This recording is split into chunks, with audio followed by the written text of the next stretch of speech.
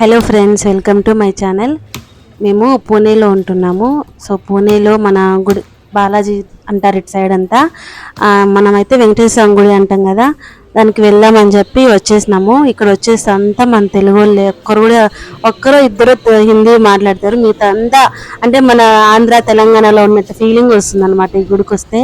So అందుకని మేము శనివారం ఈ గుడికి వచ్చేస్తాము. చాలా హ్యాపీగా అనిపిస్తుంది. పూజారి కూడా తెలుగులోనే మాట్లాడతాడు. నాకైతే చాలా హ్యాపీగా అనిపిస్తుంది. మా ఆయన ఎందుకు అంత ఇది అవుతావు అని అంటాడు. ఎంతైనా మన తెలుగు వాళ్ళు కనిపిస్తే మనకు ఆ ఫీలింగ్ హ్యాపీనే వేరే కదా ఫ్రెండ్స్. సో పూణేలో ఇట్లా ఉంటుంది అనమాట మన టెంపుల్. ఇక్కడ కూడా అందరూ మన దేవుణ్ణి బాగా పూజిస్తారు. కానీ ఇక్కడ ఎక్కువ శివుణ్ణి కృష్ణుని పూజిస్తారు. వెంకటేశ్వర స్వామిని తక్కువ. మన తెలుగు వాళ్ళు ఎక్కువ పూజిస్తారు అనమాట. చాలా బాగుంటుంది, చాలా ప్రశాంతంగా ఉంటుంది. గోర్పొడిలో ఉంటుంది టెంపుల్. ఎవరన్నా వచ్చి విజిట్ చేయాలనుకుంటే చేయండి. చాలా మంది వస్తారు. పూజ కూడా బాగా చేస్తారు ఫ్రెండ్స్.